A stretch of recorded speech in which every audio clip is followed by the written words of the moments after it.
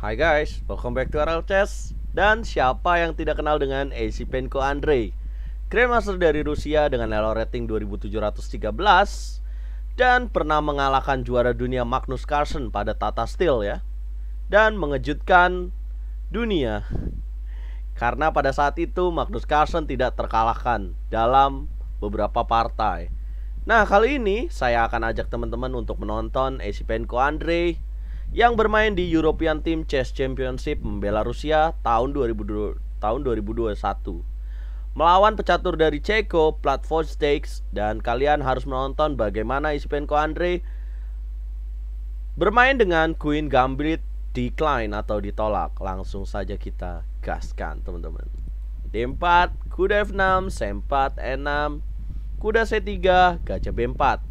Pada awalnya yang dimainkan adalah Nimzo Indian. Benar banget kalau kemarin teman-teman menonton video Grandmaster Cerdas Barus, dan ini adalah pattern dalam pembukaan Nimzo Indian.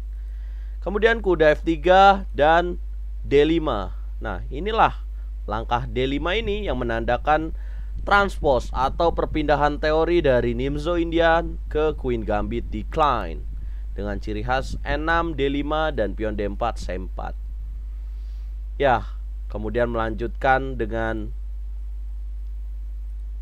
E3 dan rokade. Seperti kita ketahui bahwa pemilihan langkah E3 bukan pemilihan yang banyak dimainkan ketika putih berhadapan dengan Queen Gambit decline.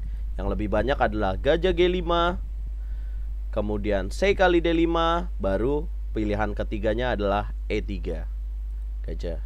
Kemudian di sini E3 plat dan rokade Esipenko, kemudian gajah D2 dan B6. Ya, kenapa hitam menjalankan B6? Karena ini adalah cara bagaimana hitam bisa mengeluarkan gajah terangnya, yaitu melalui cara gajah B7 dan menjadi fianchetto untuk memanfaatkan diagonal dari B7 dan ke G2. Dan bisa juga menguatkan perebutan tempat di petak M4 ya teman-teman. Jadi gajahnya bagus banget di petak B7. Kemudian melanjutkan C kali D5 dan E kali D5. Kenapa putih melakukan C kali D5? Karena apabila hitam yang melakukan duluan D kali C4, gajahnya ini lebih bahaya karena tidak terhalang pion teman-teman. Jadi trik buat pemain putih dalam Queen Gambit decline, mereka melakukan C kali D5, kemudian E kali D5, gajah D3, gajah B7, benteng C1 dan A6. Tujuan A6 apa bang? Kan belum diancam ya. Tujuan dari A6 adalah untuk mencegah kuda B5 dan memplot gajah hitamnya di petak D6. Ya, gajah gelap hitam selalu diplot di petak D6 dalam permainan Queen Gambit decline untuk mencegah kuda D5 sekaligus mengancam ke petak H2. Selanjutnya, setelah gajah ke D6, hitam biasanya melakukan benteng E8, kuda BD7 dan kuda diplot ke petak M4 dan bisa dibantu dengan menteri ke E7 teman-teman. Jadi kalian bisa banget untuk belajar dalam permainannya Esipenko Andrei ini. Kemudian rokade, gajah D6, kuda E5 duluan ditempatin oleh plat, kemudian C5 dan F4 ya menopang kuda D5 dan kuda C6. Kuda C6 mengadu kuda D5 sekaligus mengancam ke pion D4. Kemudian gajah E1 dipilih. Wow, digratisin ya pionnya. C kali D4 dan kuda kali C6 dulu teman-teman. Tidak ada yang gratis di dunia ini. Gajah kali C6 dan kuda E2 ya mengancam. Gajah di C6, gajah D7 dan kuda kali D4.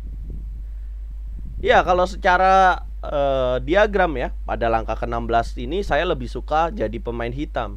Kenapa? Dan mungkin teman-teman juga tahu bahwa putih memiliki kelemahan, yaitu weakness ya pada pion E3, dan terbukanya jalur E memudahkan hitam untuk mengincar pion di E3 ini. Makanya tadi seharusnya pada saat kuda kali C6, gajah kali C6 dan simple aja ya E kali D4 harusnya. Tapi di sini plat melakukan langkah salah dan keunggulan tipis untuk Esipenko Andrei. Yang selanjutnya langsung mengancam benteng E8. Gak usah diajarin, gak usah disuruh, pasti dia tahu mana lemahnya seorang Grandmaster 2700. Gajah D2 dan gajah C5, benteng E1, kuda E4. Ya, kudanya mulai masuk dan terlihat bahwa putih memiliki posisi yang lebih pasif ya teman-teman. Enak banget buat hitam sih ini, tinggal masukin aja buahnya. Kemudian B4 dan gajah kali D4. Ya, ternyata dibuang ya. E kali D4 dan gajah F5. Ya, kenapa Esipenko mau membuang gajahnya untuk ditukar dengan kuda di D4? Ya, dia melihat bahwa kuda di E4 ini sudah cukup ya, bahwa ada satu perwira yang kuat banget di petak sentral. Itu akan memudahkan dia untuk memperoleh kemenangan atau setidaknya unggul lah, memegang inisiatif dalam permainan melawan platform chase ini. Kemudian gajah F1, B5, ya no chance for white ya, semuanya ditahan nih. Kemudian gajah E3 dan kuda D6. Ya, kuda D6 ini bagus banget teman-teman, bukan mau ke C4 ya, tapi dia mau memplot gajahnya di petak E4. Di sini benteng C5 dan gajah E4. A4 dan menteri D7, tahan pion B5, A5, kemudian benteng E6. Ya, lihatlah bahwa kekuatan gajah di petak sentral ya, mengiris semua pertahanan dari putih. Kemudian gajah F2, benteng AE8, gajah G3 dan kuda F5. Ancam terus menteri D2, ya tidak buru-buru makan G3, tapi karena kudanya bagus banget di sini dia jalan H5. Kemudian benteng E C1, H4 ancam gajah F2 dan benteng G6. Benteng G6 mengancam pion G2 sekaligus bisa membantu menterinya untuk kabur ya setelah ancaman benteng C7. Ya, teman-teman, memilih benteng 1 C3 ya. Apabila putih melakukan benteng C7, kemudian menteri 6 dan coba benteng C6, sepertinya Esipenko akan memakan ya. Untuk menukar satu menteri dengan 2 benteng, dan terlihatlah keunggulan bahwa bentengnya juga memegang jalur C. Jadi no chance for white ya untuk menukar itu, makanya dia benteng 1 C3. Coba menahan sekarang menteri E6, menteri E2, menteri D6, ancam pion F4, menteri D2 balik lagi dan benteng 8 E6. Tahan G3 ya. Udah nggak betah ya, udah gerah karena serangan dari Esipenko Andre. Dia membongkar sendiri G3, H kali G3, H kali G3 dan slicing gajahnya. Bahaya sekali. Kemudian menteri E7, tapi tidak buru-buru ya. Dia tahu bahwa ini kelihatan dan bisa diancam untuk mengancam ke petak H1. Tapi Esipenko Andre pelan-pelan menteri E7. Gajah H3 dan baru menteri H4. Dan raja H2. Coba teman-teman pada diagram ini pause dulu. Kira-kira langkah yang tepat untuk seorang Esipenko Andre apa di sini teman-teman? Coba pause dan coba komen apakah kalian menemukan langkahnya.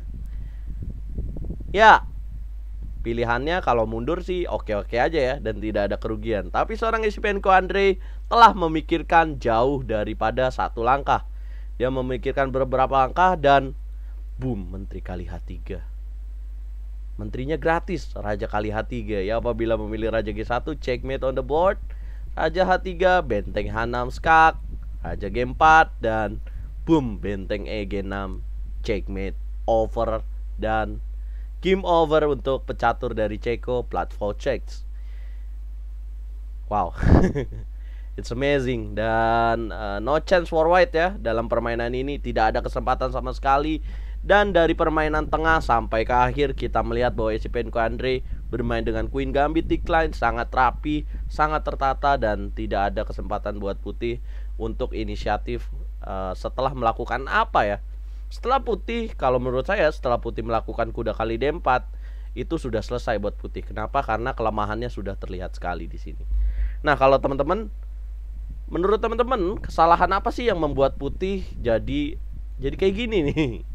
Dan langkah terbaik apa dari Esipenko Andre yang menurut kalian bagus sekali teman-teman?